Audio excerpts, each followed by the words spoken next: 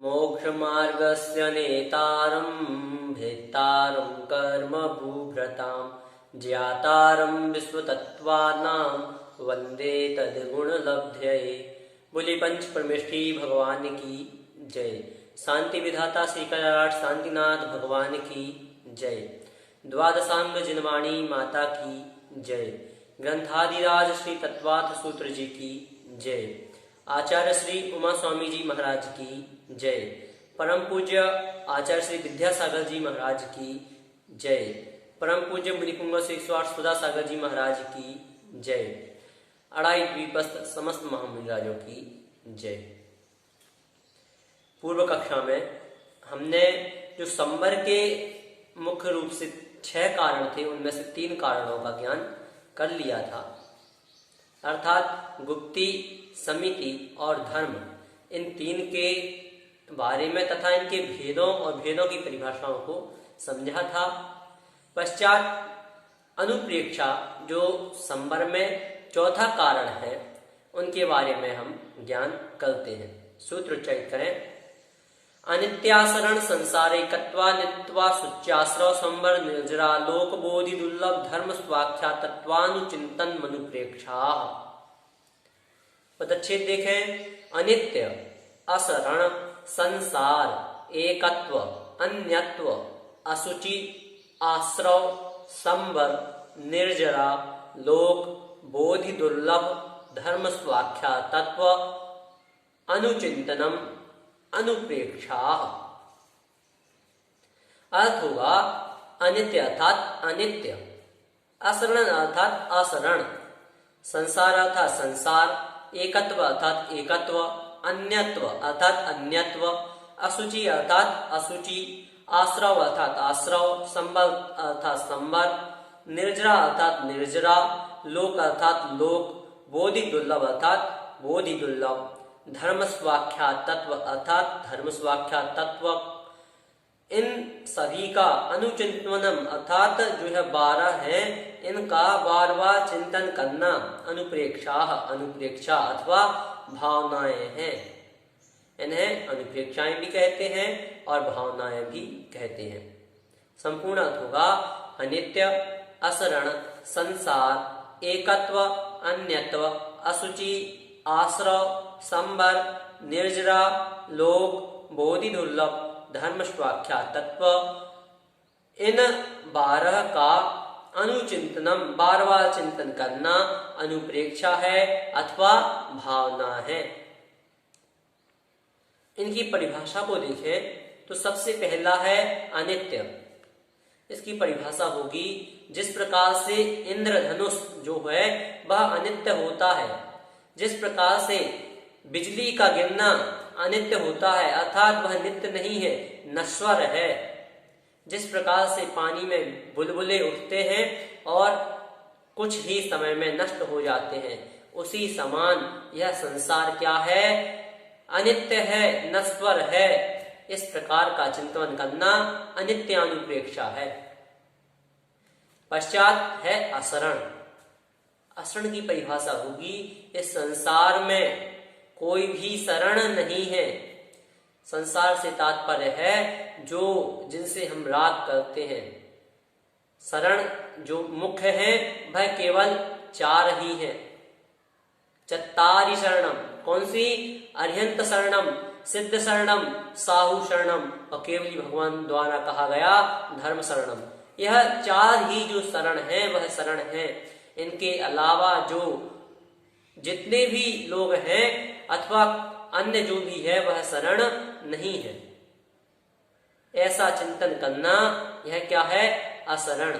आप यदि मरण अवस्था में हैं और आप यदि डॉक्टर की शरण में जाते हैं तो वह डॉक्टर भी आपको नहीं बचा सकता यदि आपकी मृत्यु निश्चित है। तो यह क्या है? असरण भावना है।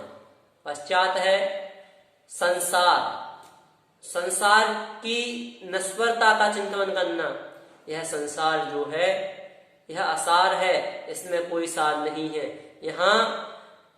यह जो संसार है इसमें जो जीव हैं वह किस प्रकार से मिलते हैं? जिस प्रकार से एक रेल में यात्रा करते हुए कोई यात्री हमसे मिलता है, अथवा दिग्देशेभ्यः खगा इत्यसंवसन्ति नगे नगे स्व स्व कार्य प्रसाद्यांति देशे दिक्षु प्रगे प्रगे। इस संसार में भिन्न भिन्न गतियों से लोग यहाँ वहां आते जाते रहते हैं। किसके समान?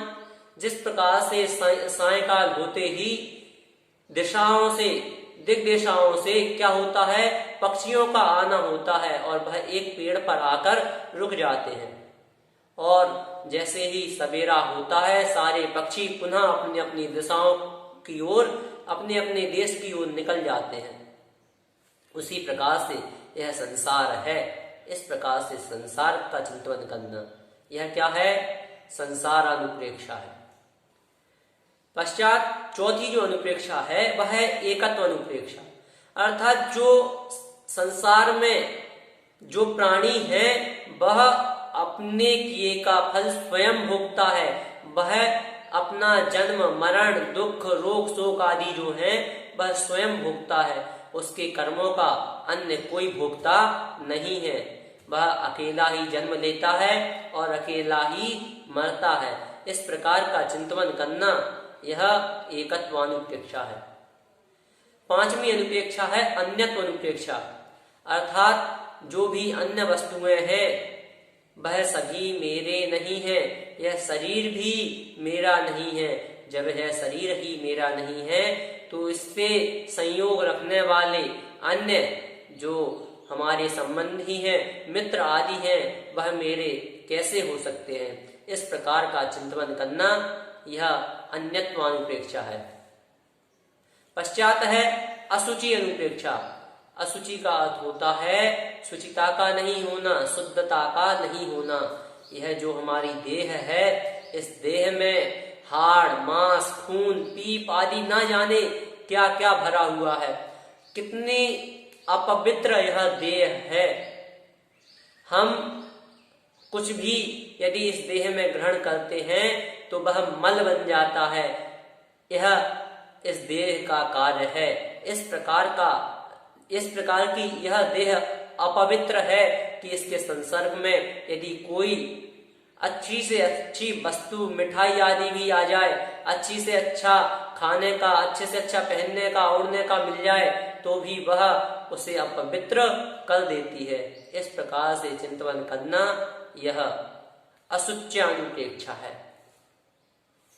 पश्चात है आश्रवानुप्रेक्षा। आश्रव अनुप्रेक्षा की परिभाषा होगी, इस संसार में जितने भी जीव हैं वह सभी आश्रव करते हैं और आश्रव जो है वह संसार का कारण है।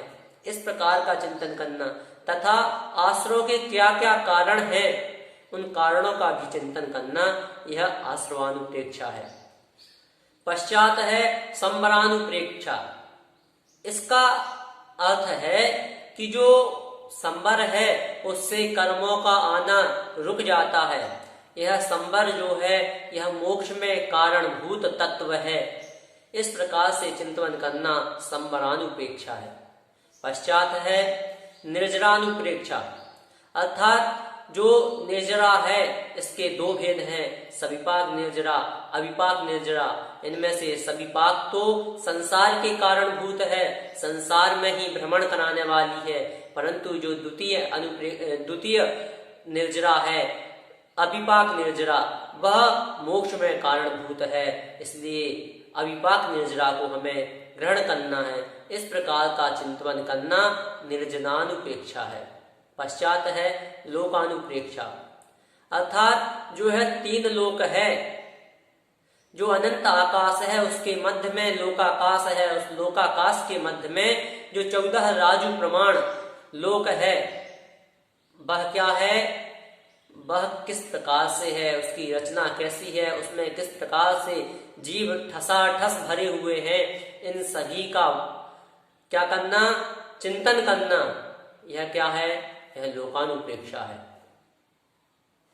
पश्चात है बोधि दुर्लभ अनुप्रेक्षा, अर्थात जो रत्नत्रय है, सम्यक दर्शन, सम्यक ज्ञान, सम्यक चारित्र, यह तीनों मोक्ष के मार्ग हैं और इनकी प्राप्ति करना, अर्थात जो यह बोधि है, रत्नत्रय रूप बोधि है, इसकी प्राप्ति करना बहुत ही दुर्लभ है।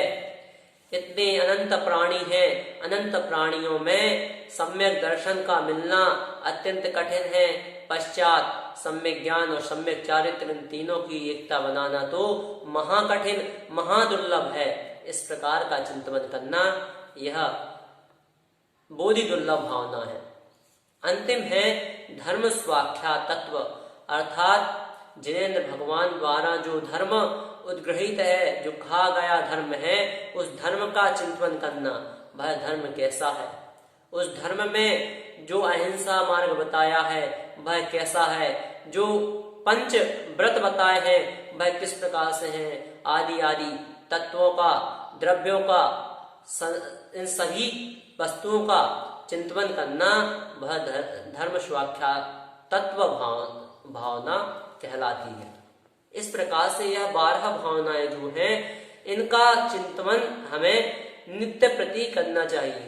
जब भी सुबह सुबह हमें समय मिले, 10 मिनट, 15 मिनट, 20 मिनट, जितना भी आप समय निकाल सके, उसमें इन 12 भावनाओं का चिंतन करना चाहिए। हमारा जैन धर्म जितना मोटिवेट हमें करता है, उतना मोटिवेट अन्य कोई आज के आधुनिक जो स्पीकर्स हैं वह नहीं कर सकते। क्यों? क्योंकि हमारे धर्म में ऐसी ऐसी बातें कही हैं कि उनको पढ़ने मात्र से हमारे लिए हर क्षेत्र का ज्ञान हो जाता है।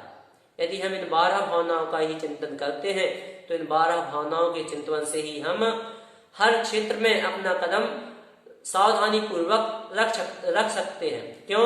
क्योंकि हमें यह जब ज्ञान हो जाएगा कि यह जो पर पदार्थ है वह सभी अन्य है, और फिर हमें यदि कोई धोखा देगा, कोई हमसे क्या बेईमानी करेगा, तो हम उससे विचलित नहीं होंगे, क्योंकि हमें पता है कि यह सभी जो है हमसे भिन्न है, यह सभी हमारे नहीं है। तो इनका स्वभाव है धोखा देना, इनका स्वभाव है बेईमानी करना, तो वह करेंगे। तो इस प्रकार से यदि हम इसका बृहद रूप से चिंतन करें तो आज की जीवन शैली में भी यह 12 अनुप्रेक्षाएं बहुत ही कारणभूत हो सकती हैं। आज की युवा पीढ़ी के लिए यह 12 अनुप्रेक्षाएं लाभप्रद सिद्ध हो सकती हैं। इसलिए इन 12 अनुप्रेक्षाओं का चिंतन प्रत्येक व्यक्ति को नित्य ही करना चाहिए। पश्चात आचार्य भगवंत परिशह का कथन कर रहे हैं। परिशह किसे कहते हैं, और साथ ही परिशह सहन करने का भी उपदेश दे रहे हैं। सूत्र उच्चारित करें। मार्गाच्यवन निर्जराथम परिशोढ़व्याह परिशहाः। पदच्छेद देखें। मार्गाच्यवन निर्जराथम परिशोढ़व्याह परिशहाः। अर्थ देखें। मार्गाच्यवन अर्थात मार्ग से च्युत न होने के लिए, और निर्जराथम अर्थात कर्मों की निर्जरा के लिए, परिशोढ़व्याः जो सहन करने योग्य हो, वह क्या है, वह परिशह है। संपूर्ण अर्थ होगा मार्ग से च्युत न होने के लिए, अर्थात जो मार्ग है उससे दूर न होने के लिए, जो धर्म मार्ग है, जो मोक्ष मार्ग है, उससे भिन्न न होने के लिए, और कर्मों की निर्जरा के लिए जो सहन करने योग्य हो, वह परिशह है। यहाँ एक बात गौर करने योग्य है कि जो सहन करने योग्य हो वह परिशह है, अन्यथा जो खोटे तप आदि होते हैं वह परिशह नहीं है। इसलिए हमें उन खोटे तपों की ओर अग्रसर नहीं होना चाहिए। इस प्रकार से यहाँ परिशह का कथन किया गया। पश्चात आचार्य भगवंत जो 22 परिशह हैं उनके नामादिक का कथन कर रहे हैं। सूत्र उच्चारित करें। क्षुत पिपासा शीतोष्ण दंश मशक नाग्न्या रति स्त्री चर्या निषद्या सय्या क्रोश बध याचना लाभ रोग तृण स्पर्श मल सत्कार पुरस्कार प्रज्ञा ज्ञाना दर्शनानि। पदच्छेद देखें। क्षुत पिपासा शीत उष्ण दंश मशक नाग्न अरति स्त्री चर्या निषद्या सय्या आक्रोश बध याचना अलाभ रोग तृण स्पर्श मल सत्कार पुरस्कार प्रज्ञा, अज्ञान, अदर्शनानि। अर्थ होगा क्षुत अर्थात क्षुधा, पिपासा अर्थात तृषा अर्थात प्यास, शीत अर्थात शीत, उष्ण अर्थात उष्ण, दंसमसक अर्थात दंसमसक, नाग्न अर्थात नाग्न, नग्नता, अरति अर्थात अरति, स्त्री अर्थात स्त्री, चर्या अर्थात चर्या, निषद्या अर्थात निषद्या, सय्या अर्थात सय्या, आक्रोश अर्थात आक्रोश, बध अर्थात बध, याचना अर्थात याचना, अलाभ अर्थात अलाभ, रोग अर्थात रोग, तृणस्पर्श अर्थात तृणस्पर्श, मल अर्थात मल, सत्कार पुरस्कार अर्थात सत्कार पुरस्कार, प्रज्ञा अर्थात प्रज्ञा, अज्ञान अर्थात अज्ञान और अदर्शनानि अर्थात अदर्शन। यह जो है 22 परिशः है। संपूर्ण अर्थ होगा क्षुधा, तृषा, शीत, उष्ण, दंशमसक, नग्नता, अरति, स्त्री, चर्या, निषद्या, सय्या, आक्रोश, बध, याचना, अलाभ, रोग, तृणस्पर्श, मल, सत्कार पुरस्कार, प्रज्ञा, अज्ञान और अदर्शन। यह जो है यह 22 परिशः है और इनको जीतना परिशः जय है। जिस प्रकार से पूर्व में परिभाषा बताई थी कि जो कर्मों की निर्जरा के लिए क्षुधादि परिशः सहन किए जाते हैं वह परिशः है और उनको जीत लेना परिशः जय है। इन सभी की परिभाषा को देखें तो सबसे पहला है क्षुधा अर्थात भूख की वेदना को शांत भाव से सह लेना। द्वितीय पिपासा अर्थात प्यास की वेदना को शांत भाव से सहन कर लेना। शीत अर्थात जो सर्दी है उसकी वेदना को शांत भाव से सहन कर लेना। उष्ण अर्थात गर्मी अर्थात गर्मी की वेदना को साम्य भाव से सहन कर लेना। दंसमसक अर्थात जो चींटी आदि है, मच्छर आदि है, बिच्छू आदि है, उनके काटने पर भी उसको शांत भाव से सहन कर लेना। यह दंसमसक परिशः जय है। पश्चात है नाग्न अर्थात नग्न होने पर, नग्न अवस्था में रहने पर अपने आप से लज्जा नहीं करना, घृणा नहीं करना। यह क्या है? नाग्न परिशः जय है। पश्चात है अरति अर्थात संयम से अप्रीति नहीं करना। संयम ले लिया परंतु अब क्या है, अब उससे ऊबने लगे हैं तो अब उससे क्या नहीं करना, अप्रीति नहीं करना। यह अरति परिशः जय है। पश्चात है स्त्री अर्थात यदि कोई स्त्री सामने आ जाए और हाव भाव आदि भी प्रकट करे तब भी अपने मन को चलायमान नहीं होने देना। यह स्त्री परिशः जय है। पश्चात है चर्या अर्थात निर्भय रूप से अपनी चर्या करना, भय रहित चर्या करना। यह चर्या परिशः जय है।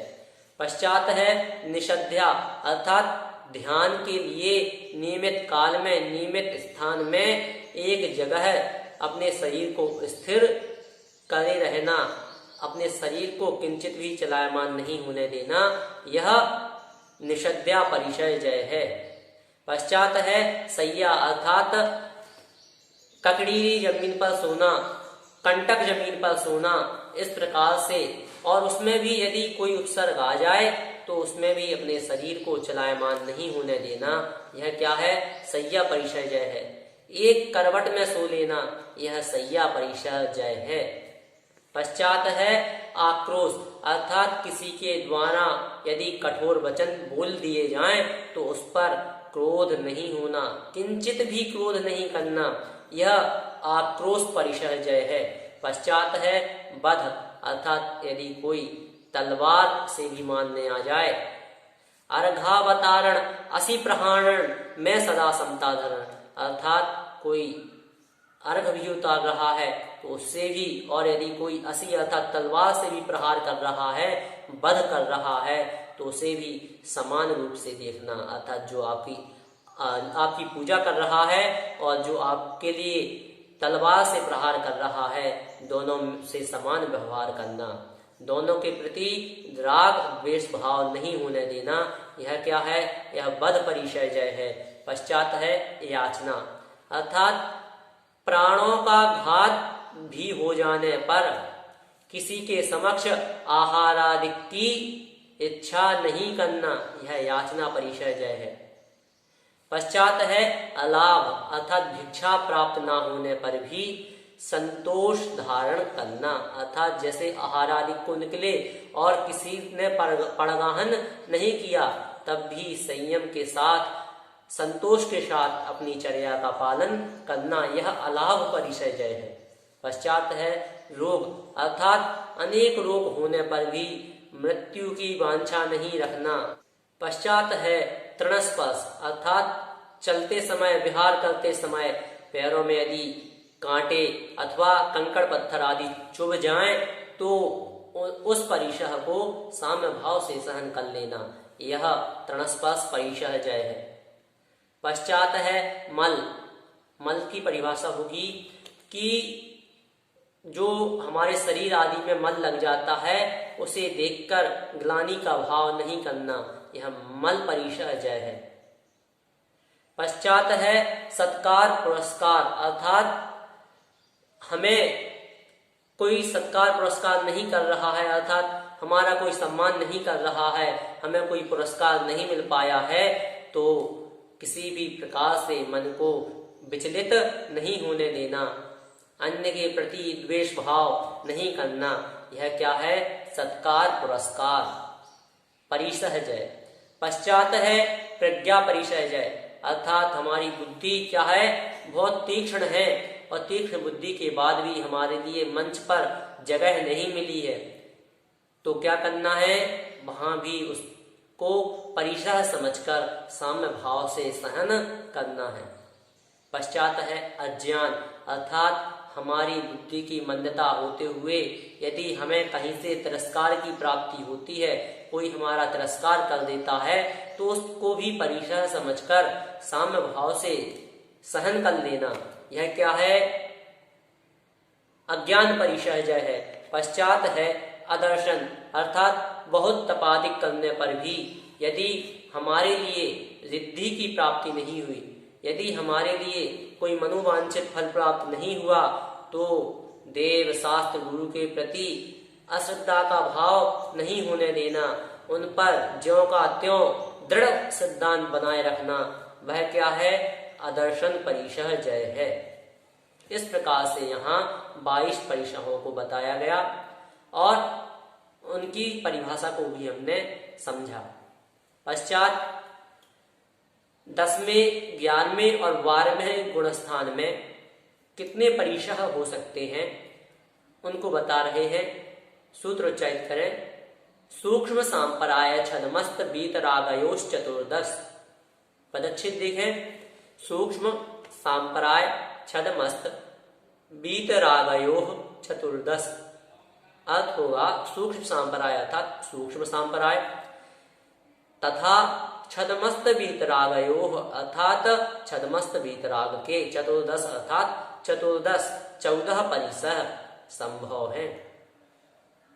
संपूर्ण अर्थ होगा सूक्ष्म संपराय अर्थात 10वें गुण स्थान में तथा छदमस्त बीतरागयो अर्थात छदमस्त बीतराग, इसमें 11वां अर्थात उपशांत मोह और 12वां अर्थात क्षीण मोह, यह 2 गुण स्थान दिए जाएंगे। तो सूक्ष्म संपराय तथा छदमस्त बीतराग अर्थात उपशांत मोह और क्षीण मोह, इन 3 गुण स्थानों में 14 परिशह तक संभव है अथवा 14 परिशह हो सकते हैं। 14 परिशह कौन कौन है तो देखें। क्षुधा, पिपासा, शीत, उष्ण, दंशमशक, चर्या, सैया, बध, अलाभ, रोग, तृणस्पर्श, मल, प्रज्ञा और अज्ञान। इस प्रकार से यह 14 जो परिशह है यह 10वें 11वें और 12वें गुणस्थानवर्ती जीव के होते हैं। पश्चात 13वें गुणस्थानवर्ती अर्थात संयोग केवली गुणस्थानवर्ती के कितने परिशह हो सकते हैं उन्हें बताया जा रहा है। सूत्र उच्चारित करें। एकादश जिने। पदच्छेद देखें। एकादश जिने अर्थात एकादश अर्थात 11 परिशह, जिने अर्थात जिनेन्द्र भगवान के। कौन से जिनेंद्र भगवान? तो जो 13वें अर्थात संयोग केवली नामक गुणस्थान वर्ती हैं, ऐसे जिनेंद्र भगवान के संपूर्ण अर्थ होगा 11 परिशः जिनेंद्र भगवान के या संयोग केवली नामक 13वें गुणस्थान वर्ती के होते हैं। 11 कौन है? तो जो पूर्व में हमने 14 गुणस्थान पढ़े उनमें अलाभ, प्रज्ञा और अज्ञान इन 3 परिशहों को छोड़कर शेष जो 11 बचेंगे वह 11 परिशह जिन्हें अर्थात जिनेंद्र भगवान के होते हैं। तो वह कौन से हैं? तो देखें, क्षुधा, पिपासा, शीत, उष्ण, दंशमशक, चर्या, शय्या, बध, रोग, तृणस्पर्श और मल, यह 11 परिचय जो हैं जिन्हें अर्थात जिनेंद्र भगवान के जानना चाहिए। पश्चात 6वें से 9वें गुणस्थान वर्ती मुनिराज के अथवा जीव के कितने परिचय जय हो सकते हैं उनको बताया जा रहा है। सूत्र उच्चारित करें, बादर सांप्राये सर्वे। पदच्छेद देखें, बादर सांप्राये सर्वे अर्थ होगा बादर सांप्राये अर्थात स्थूल कषाय वाले 6 से 9वें गुणस्थान तक सर्वे अर्थात सभी परिशह होते हैं। संपूर्ण अर्थ होगा स्थूल कषाय वाले 6 से 9वें गुणस्थान तक सभी परिशय होते हैं, अर्थात जो 22 परिशय हैं वह सभी परिशय 6वें से 9वें गुणस्थान तक होते हैं। स्थूल कषाय क्यों कहा? क्योंकि जो मुनिराज हैं 6वें से 9वें गुणस्थानवर्ती जो मुनिराज हैं उनके स्थूल अर्थात मोटी मोटी जो कषाय होती है, ऊपरी ऊपरी जो कषाय होती है वह रह जाती है और शेष जो कषाय है वह उनकी नष्ट हो जाती है। अनंतानुबंधी, अप्रत्याख्यान और प्रत्याख्यान, यह 3 कषाय उनकी नष्ट हो जाती हैं, केवल संजमन कषाय शेष रह जाती है। इस प्रकार से यहाँ हमने जो बादर संप्राय में 6वें से 9वें गुणस्थान वर्ती मुनिराज हैं उनके 22 परिशय होते हैं।